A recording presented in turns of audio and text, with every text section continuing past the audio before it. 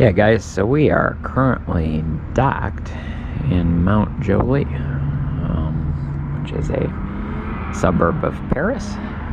We're doing an included excursion this afternoon. The only reason I'm telling you this is because we've got our Normandy excursion coming up in 2 days. And that's actually what everybody comes on this trip for. And I've got some exterior audio rigging that I'm going to use with the GoPro to capture the guide's audio as we're at Normandy directly on the GoPro. So we'll have a nice narrated video when I cut it all together for you.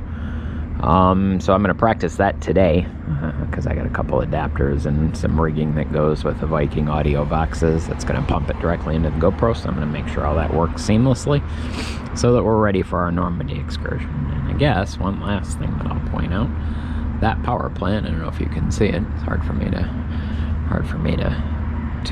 tell if my finger's in the right spot, but those two smokestacks that you see off in the distance there, that's the Porchville thermal power plant. I was reading the Wikipedia page. Unfortunately, it's only in French, and I didn't translate the page. But from what I gather, I guess they've closed that plant as of 2017, which is interesting because they built it in 1965. Now, I don't know if they closed it in 2017 because they replaced it with nuclear. I know in France they get about some very large percentage of their power is nuclear here, in contrast to the rest of the world. It's something like 80 or 90% of all French electricity comes from nuclear power plants. So that may be why they closed that plant in 2017, because they converted it over from presumably gas oil combined cycle power plant operation. They converted it over to nuclear, probably to save CO2 emissions. So that's my guess based on my glance of the Wikipedia French page on it and my rudimentary translating skills. So if you're interested in more, do your own research. But in the meantime, we got about 15 minutes before we got to go join our optional excursion, or our included excursion, to test the audio rigging. So we'll go do that. So we'll see you in a bit.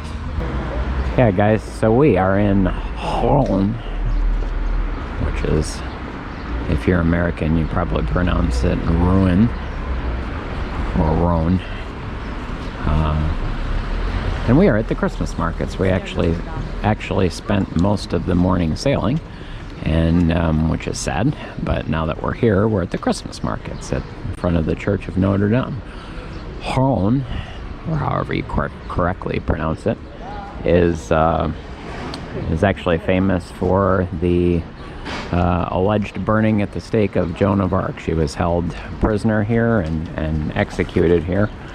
Although, according to our program director, that's kind of a 50-50 thing these days. They apparently, during the actual burning of the stake, she had a veil over her face, and so you couldn't tell if it was actually Joan of Arc or not. And the other rumor has it that she actually escaped with her prison guard, whom she had taken up an affair with, and so they lived happily ever after. But regardless of anything, somebody burned, so it's still a very sad story. But we're going to pass on sad stories for today and go check out the Christmas markets. Yeah, guys, so in Rouen or however you say it, they have an astronomical clock, which is relatively famous. It's here on one of the side streets with the Christmas markets. Yeah, guys, so I know it's kind of a long shot here, but way down next to that traffic light, we have the requisite statue of the man riding a horse. Doesn't look like he has a bird on his head today. It's probably a little bit cold for their feet to stand up there.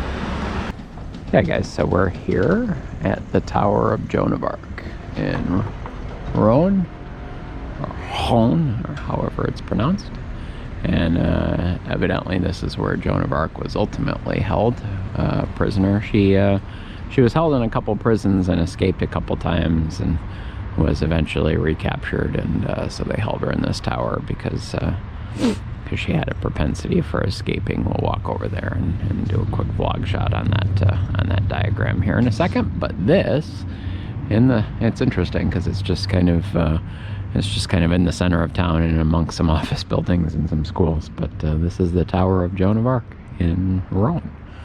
Yeah, guys, and as promised, we came over for a little bit closer look of the plaque here. So that's you can see it labeled there. That's the Tower of Joan of Arc, where she was held captive. And yeah, guys, so we're in the Joan of Arc Center here, and it was an interesting video presentation on the history of Joan of Arc. And towards the end here, in one of the exhibits, they actually have a medieval Lego battle, which is one of the more elaborate Lego setups that I've seen. So I figured we'd stop and show it to you. And so here at the Joan of Arc Center, they really love their Legos, because they've got after the video exhibits, they've got Lego exhibits of the medieval towns in just about every room here, which is cool. And then they've also got plates and statues, and they talk about the history and the legacy of Joan of Arc and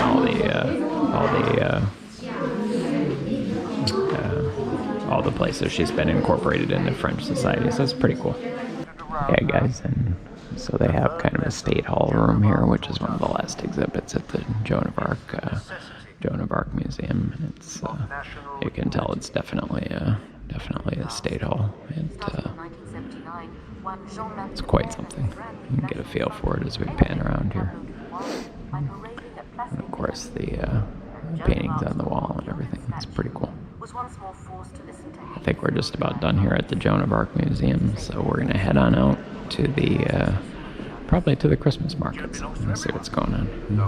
Yeah, guys, so this is one of the bridges in Rouen, and they have, of course, gargoyle monuments at the head of their bridges, like all bridges in Europe do, or most all bridges in Europe, at least the old ones. And this will be a lot nicer in an hour or so when the sun is completely down and the Christmas lights are on. So we'll be sure to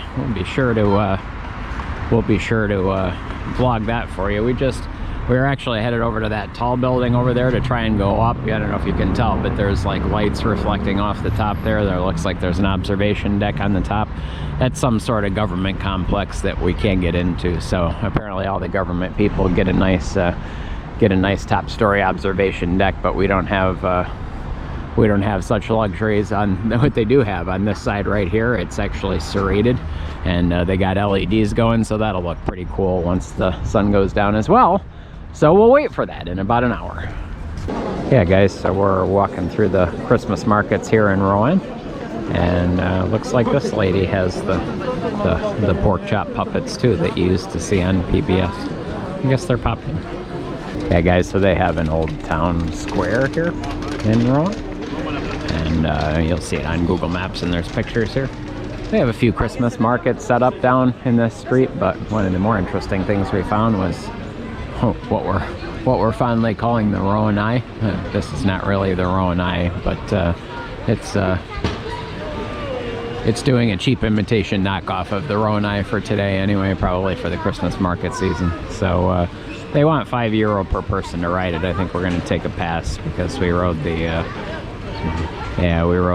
Paris Eye and the Budapest Eye for comparable pricing. So we'll pass on the Rouen Eye for today, but we're going to cruise around the square and see the other Christmas markets that I see over there.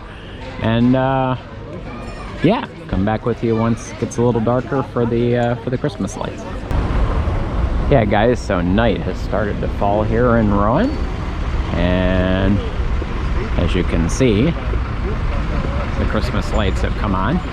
As usual, we're facing the common problem of GoPro light amplification, but this building right here, I believe, is the Palace of Justice, which is also an architecturally interesting building here in Rouen. That's why we stopped to film it, so I just wanted to show you that. So we're going to wait a few more minutes for it to get a little darker. Give you a shot up the street with some Christmas lights, but like I said, you got a lot of, I can see it in the viewfinder, you got a lot of amplification going on, so you don't really appreciate it right now. But we'll be back when it gets darker in a couple minutes probably, and show you the lights. They're really cool. Yeah, guys, so we don't do the church thing much, but this is inside Cathedral Notre Dame in Rouen. You may since there's nothing going on, we may walk up to the front and turn around and face the organ, because the organs are usually quite a thing in churches here in Europe. But quick look at Cathedral Notre Dame. Yeah, and this is the front area of Cathedral Notre Dame, and since it's the 27th of December, we have baby Jesus, who was born 2 days ago, according to church lore.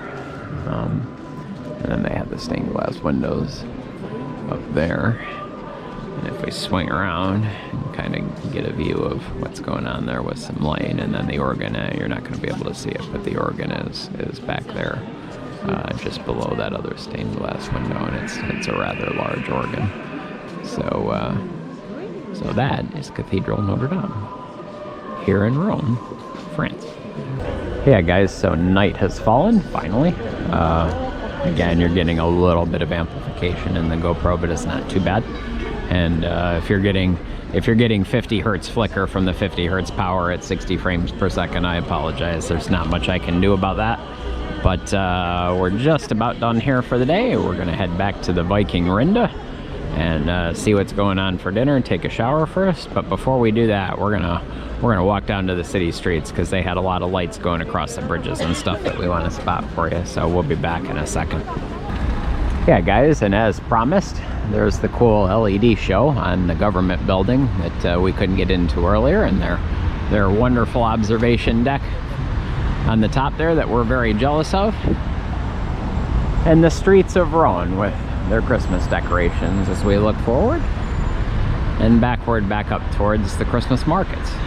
So we are going to head over to the electric railway bridge, because that was also decorated. We're going to vlog that real quick, and then we are out of time. We got to get back to our ship so that we can shower off and get ready for Normandy tomorrow.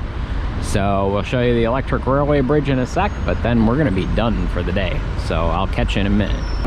Yeah, guys, so interestingly, I always tell you about how they love Christmas in Europe.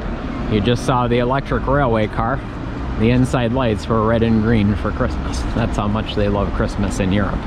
And as we get here to the electric railway bridge, if we look up the street that way, we can see the decorations up there. There's actually nothing really on the bridge, but that's okay. So that's going to be it for today. We're already woefully short on time, and we got a couple things we got to knock out here before dinner. So we're going to head back to the Viking Rinda and call it a day, but we will see you tomorrow for the excursion. That's the entire reason you come on this trip, the visit to the beaches of Normandy. Yeah, guys, so I don't know that we've specifically said, but we're actually on a Christmas market cruise for Christmas on the Viking Rinda.